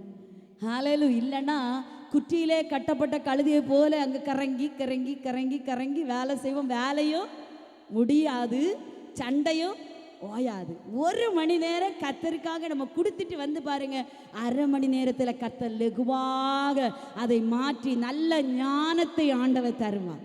அதிகாலை முக்கியத்துவம். நான் எப்போவுமே சொல்ல, 3 மணிக்கு எழும்புறவன் முனிவன், 4 மணிக்கு எழும்புறவன் ஞானி, 5 மணிக்கு எழும்புறவன் அறிஞன், 6 மணிக்கு எழும்புறவன் மனிதன், 7 மணிக்கு எழும்புறவன் மாடு. அப்போ நம்ம எந்த கூட்டத்தில் இருக்கிறோன்னு பார்க்கணும். அடிக்கடி சொல்கிற மாதிரி 7 மணிக்கு எழும்புனா உடனே சொல்ல நான் மாடு. ஹல்லேலூயா. ஹல்லேலூயா. அப்படி அல்ல, நம்ம எழும்புறவளாக இருக்கணும். அட்லீஸ்ட் 6 மணிக்கு எழும்பி ஒரு மனிதனாகவே வாழலாமே. அதுக்கு கூட இல்லை. பிள்ளைகள் தூங்குற வரைக்கும் தூங்கிட்டு பிள்ளைகளை போட்டு அடி அடி அடின்னு உதைச்சிட்டு, பிள்ளைகள் தூங்குறது பிள்ளைகளோட சேர்ந்து எழும்புறது. எழும்புனோன்னா பிள்ளை கேட்கும் சாப்பாடு தான். உடனே என்ன செய்வோம்? துரத்தி போட்டு அடிச்சுட்டு, இவனுக்கு கீழ்ப்படிதலே இல்லை, இவளுக்கு கீழ்ப்படிதலே இல்லை, அப்படி புலம்பி புலம்பி அடிக்காதீங்க. அதிகாலையிலே கர்த்தரை தேடுங்க. ஹல்லேலூயா. ஒரு சூரியகாந்தி பூ சூரியன் உதிக்க ஆரம்பிக்கும் போது அந்த பூவை மலர ஆரம்பிக்கும். அதுபோல தான் ஒரு தேவ பிள்ளை சூரியனாகிய கிறிஸ்துவை பார்க்க ஆரம்பித்தால் அந்த பூ, பலகீனமான பூ, தன்னை அது பலப்படுத்தி கொண்டு அது மலருவது போல கர்த்தர் உங்கள் வாழ்க்கையை மலர பண்ணுவார். ஆமென் சொல்லுங்க. 3வது என்ன செய்யலாம்? சூரிய உதயம். அதுதான் அந்த வசனத்தில் சொல்லப்பட்டு பாருங்க. சூரிய சொல்லுங்க உதயமாகிற போது எங்க வந்தான்? சில அடுத்ததான் மெயினானது, கல்லறை இடத்துக்கு வந்தான். போக முடியுமா? இருட்டோட எழுந்து கல்லறைக்கு போக முடியுமா? கல்லறையில் செத்து போனவங்களே வச்சு பாடிட்டு இருக்காங்க. அந்த ஆவி என் மேலே வந்து, அந்த குடும்பத்தின் ஆவி, அதுக்காக ஆணி அடிக்கிறவங்க, கருவாடு போடுறவங்க, என்னெல்லாம் துறப்ப குத்தி எடுத்துறவங்க. ஐயோ ஐயோ பாவம். ஹல்லேலூயா. இந்த சகோதரிகள் கல்லறையத்திற்கு வந்தாங்க. யாரும் போகக்கூடாத ஒரு இடம். யாருமே அந்த அதுலேயும் செத்து 3 நாள் ஆச்சு. ஒரு ஸ்திரீ போக முடியுமா? போகவே மாட்டாங்க. யாருமே பயந்து போக மாட்டாங்க. ஆனால் இவங்களுக்கு ஒரு நம்பிக்கை, என் அப்பாவை காணணும். வாஞ்சை எவ்வளவு கரடு முரடானாலும் பரவாயில்ல, எவ்வளவு நேரமானாலும் பரவாயில்ல, மனதுக்குள்ள ஒரு தைரியத்தோடு கூட என் இயேசுவை நான் காணணும். கல்லறையிடமாய் வந்தார்கள். இயேசுவை பார்க்க வந்தார்கள். இயேசுவை பார்த்தார்களா? பார்க்கல. வசனம் வெளிப்படுது பாருங்க. 6வது வார்த்தை, அவர்களை நோக்கி பயப்படாதிருங்கள். அப்பா நீங்க பயப்படாதிருங்க. சிலுவையில் அறையப்பட்ட இயேசுவை மரித்தோரின் ஆண்டவர் என்ன செய்தாரு? உயிர்த்தெழ பண்ணினா. நீங்க பயந்து போகாதீங்க. ஆண்டவர் இன்னைக்கு சொல்றாரு, நீ எதையும் மீறி, எல்கையை மீறி, ஸ்திரீகள் கல்லறைக்கு போக முடியாது என்ற சூழ்நிலையை மீறி நீ போனால் அந்த வாசல் இருக்கிற கல்லை உதறி தள்ளி விட்டு கர்த்தருடைய தூதன் அங்கே வந்து உட்கார்வார். அந்த தூதனுடைய வாயிலிருந்து வார்த்தை வெளிப்படுகிறது, பயப்படாதிருங்கள், நான் உயிர்த்தெழுந்தாயிற்று. நான் உயிர்த்தெழுந்தது போல உங்களை உயிர்த்தெழுத பண்ணுகிற தேவன். நான் எப்படி மேலே பரமேறி போனேன் அப்படி உங்களை பரமேறி பண்ணி போகிற தேவன். நான் உயிர்த்தெழுந்தாயிற்று. இந்த செய்தியை சீஷர்களுக்கு போய் முதல் நற்செய்தி அவர்களுக்கு கிடைத்தது. பாக்கியம். பேதுருவுக்கு, யோவானுக்கு, யாக்கோவுக்கு, யோவான் ஆண்டோடைய மார்பில் சாஞ்சிருந்தவனுக்கு கிடைக்காத ஒரு பாக்கியம் ஸ்திரீகளுக்கு கிடைத்தது. காரணம் அவர்களுடைய வாஞ்சை, அவர்களுடைய தைரியம். அவர்கள் இயேசுவை எப்படியாவது காண வேண்டும் என்ற உள்ளான ஒரு அங்கலாய்ப்பை ஆண்டவர் பார்த்து அவர்களுக்கு முதல் ஒரு வாக்குத்தத்த செய்தி, ஒரு தீர்க்க தரிசன செய்தி ஆண்டவர் கொடுத்தார். முதல் உயிர்த்தெழுதலின் நற்செய்தியை பெற்றவங்களே இந்த மகதலேனா மரியாதான். முதல் தரிசனத்தை பெற்றவளே ஒரு ஸ்திரீ தான். காரணம் அவர்களுக்குள்ளே இருந்த வாஞ்சி. வாரத்தின் முதல் நாளுக்கு கொடுத்த முக்கியத்துவம், அதிகாலை நேரத்துக்கு கொடுத்த முக்கியத்துவம், சூரியன் உதயமாகிற நேரத்திற்கு கொடுத்த முக்கியத்துவம். ஹல்லேலூயா. அவர்கள் கல்லறை என்றும் பாராமல், என்னை யார் அடிப்பாங்களோ, என்னை யார் திட்டுவாங்களோ, யார் நிந்திப்பார்களோ, யார் என்னை பரிகசிப்பாங்களோ, நாங்கள் இந்த பெந்தேகோஸ்து சபைக்கு போனால் யாரெல்லாம் என்னை திட்டுவாங்களோ ஒன்றும் பார்க்காம வந்ததுனால கர்த்தர் அவர்களுக்கு கொடுத்த ஆசீர்வாதம், மிகப்பெரிய கல்லை புரட்டி தள்ளுகிற தூதன் இறங்கி வந்து கர்த்தருடைய சத்தத்தை கேட்க வைத்து அற்புத தரிசனத்தை கொடுத்து முதல் வாக்குத்தத்தத்தை பெற்று அவர்கள் போனார்கள். ஆமென். தேவ ஜனங்களே, 4 பேருக்காக கர்த்தர் கற்களை புரட்டி தள்ளலாம். ஒன்று ராகை செயல்படுகிற ராகேலுக்காக ஆண்டவர் கல்லை புரட்டி தள்ளினார். 2 சகாயம் இல்லாத மீதியானுடைய 7 குமாரத்திகளுக்காக மோசே என்னும் இரட்சகனை எழுப்பி ஆண்டவர் உதவி செய்தார். 3 ஹல்லேலூயா அழுது கொண்டிருக்கிற மார்த்தாள் மரியாளுக்காக கல்லை ஆண்டவர் நீக்கி போட்டு மரித்து கிடந்தவனை ஆண்டவர் வெளியே கொண்டு வந்தார். 4 அங்கலாய்க்கிற 3 சகோதரிகள், யாக்கோபின் தாயாகிய மரியாள், மகதலேனா மரியாள், பாருங்க, சாலோமே என்பவர்களுக்காக கர்த்தர் மிகப்பெரிய கல்லை புரட்டி தள்ளுகிற தூதர்களை அனுப்பினார். அந்த தெய்வம் உங்களுக்கு அற்புதத்தை செய்வார். மீகா 2:13, தடைகளை நீக்கி போடுகிறவர் உங்களுக்கு முன்பாக செல்கிறார். அந்த தடைகளை தாண்டி கடந்து போக போறீங்க. எழுப்பி நிற்போமா? ஆண்டவரே, அங்கலாய்க்க ஆயத்தமா? ஹல்லேலூயா. அழ ஆயத்தமா? ஹல்லேலூயா. ஆண்டவர் சொல்கிறார், செயல்பட. நீ சும்மா வீட்டில் தூங்கிட்டே இருந்தேன்னா, வாயில் பக்கத்தில் இருந்தால் கூட அந்த மந்தை மேய்ப்பொருளுக்கு தண்ணீர் காட்ட முடியலை. இருக்கிற இடம் வாயில் பக்கம், கிணற்று பக்கம்தான். ஒரு கல்லை எடுத்துட்டா கிணற்றின் வாயிலேருந்து தண்ணீர் கிடைக்கும். அவ்வளவு தூரம்தான். ஆனால் அவங்களுக்காக தண்ணீர் கிடைக்கல. செயல்பட்டு வனாந்திரத்தில் ஆடுகளை ஓட்டிக்கொண்டு, வனாந்திர சூழ்நிலையிலையும் மேய்ப்பர்களுக்காக ஆடுகளை ஓட்டிக்கொண்டவர்களுக்காக தண்ணீர் கிடைத்தது. அப்படியே எல்லாரும் கண்களை மூடி இயேசுவே எனக்காக யாவையும் செய்து முடியுங்கப்பா, எனக்காக இந்த கல்லை புரட்டி தள்ளுங்கப்பா. சொல்லிட்டீங்க, வார்த்தையை கொடுத்துட்டீங்க, எனக்காக கல்லை புரட்டி தள்ளுங்கப்பா. 2 கரங்களை உயர்த்தி ஹல்லேலூயா ஹல்லேலூயா. ஆண்டவரேன்னு கூப்பிடுங்க. கூப்பிடு நீ தேவ ஜனங்களை நீங்கள் கூப்பிடுங்க. தேவ ஜனங்களை நீங்கள் கூப்பிடுங்க. அழுங்க, அங்கலாயங்க. ஏசப்பா நான் உம்மை பார்க்கணும்ப்பா. வாரத்தின் முதல் நாளுக்கு முக்கியத்துவம் கொடுங்க. அதிகாலை நேரத்துக்கு முக்கியத்துவம் கொடுங்க. எவன் புரட்டி தள்ளுவான் என்று அங்கலாய்த்து 3 சகோதரர்களை பேசிக்கொண்டே வராங்க. கர்த்தர் கல்லை புரட்டி தள்ளிட்டாரு. ஹல்லேலூயா. எஜமானன் இயேசு முகம் தேடுவே, என் கண்கள் தாவி கரும் நோக்கும். 2 கரங்களை உயர்த்தி எஜமானன் இயேசு முகம் தேடுவே, என் கண்கள் தாவி கரும் நோக்குமே. எனக்கு ஒத்தாசை அவரால் கிடைக்கும். என்னை அழைத்தா அவர் சேவைக்கு. எனக்கு ஒத்தாசை அவரால் கிடைக்கும்.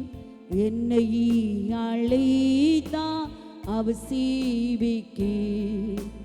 காலை நேரம் இன்ப ஜெப தியானமே, கருணை பொற்பாது காத்திருப்பே.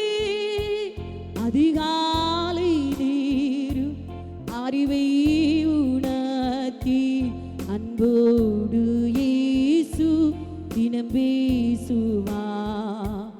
அதிகாலை நேரம் அறிவை உணர்த்தி அன்போடு இயேசு தினம் பேசுவா. காலை நேரம் இன்ப ஜெப தியானமே, பல தீமை நீத்தை மொழிகளுண்மை பொய்யாய் சொன்னாலும் களிகூருவா.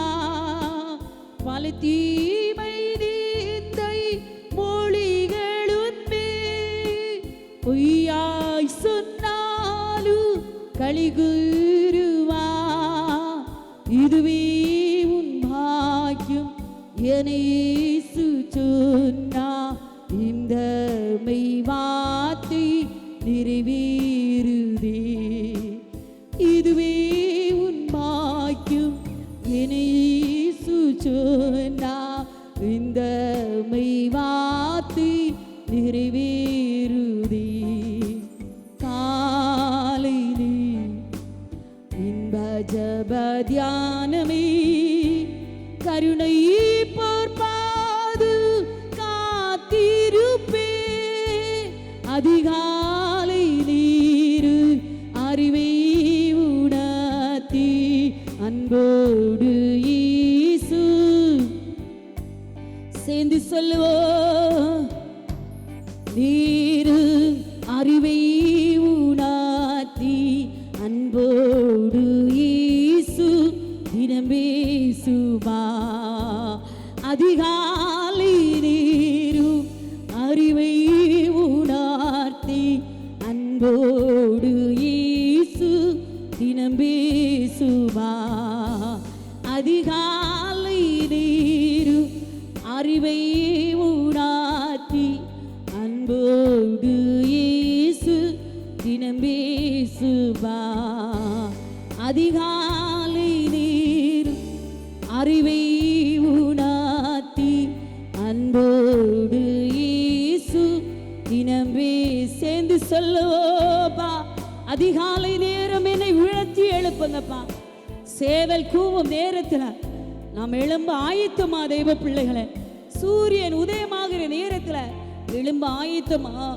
ஓ, நமக்காக எழும்பும்படியாக ஒரு எகிப்தியனை, ஒரு எபிரேய வாலிபனை முன்பின் சம்பந்தமில்லாத நபரை 7 குமாரத்திகளுக்காக எழும்ப பண்ணினது போல இதுவரைக்கும் மாலையிலே வந்து உதவி செய்யாத யாக்கோவை கர்த்தர் எழும்ப பண்ணினது போல நமக்காக கர்த்தர் சிலரை எழும்ப பண்ண போகிறார்.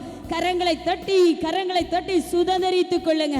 ஒரு தூதனை அனுப்பி கற்களை ஆண்டவர் புரட்டி தள்ளி போட்டார். ஒரு ஹல்லேலூயா. யார் கல்லை வைத்தாரோ அவர்களை கொண்ட கல்லை எடுக்க வைத்தவர். ஸ்திரீகளுடைய கண்ணீருக்கு பரிகாரம் உண்டு, ஸ்திரீகளுடைய அங்கலாய்ப்புக்கு பரிகாரம் உண்டு என்று கர்த்தர் சொல்கிறார். ஈஷா பாலா தீரமா. ஆவியானவரே, மகிமை உமக்கப்பா. கரங்களை தட்டி சுதந்தரிப்போம் ஆண்டவரே. இன்று கேட்ட வார்த்தையின்படி எங்கள் பிள்ளைகளை அனுப்போம். இன்றைக்கு முதல் இவருடைய தடைகளை நீ நீக்கி போட்டதற்காக ஸ்தோத்திரம் ஆண்டவரே. பலரும் வாயில் பக்கம் இருந்தாலும் வனாந்திர வாழ்க்கையில ஓட்டிக்கொண்டிருக்க ராகேலை போல கர்த்தருக்காக எழும்புகிறவளாய் மாற்றும் ஆண்டவரே. ஓடிக்கொண்டிருக்கிறவளாய் மாற்றும் ஆண்டவரே. சகாயம் இல்லையே என்று சொல்கிறவர்களுக்கு துணை செய்கிற தேவனாக நீர் வருகிறதற்காக ஸ்தோத்திரம். அழுத 2 ஸ்திரீகளுக்காக தேவன் அழுது அற்புதத்தை செய்தது போல ஆண்டவர் அற்புதம் செய்கிறதற்காக ஸ்தோத்திரம்.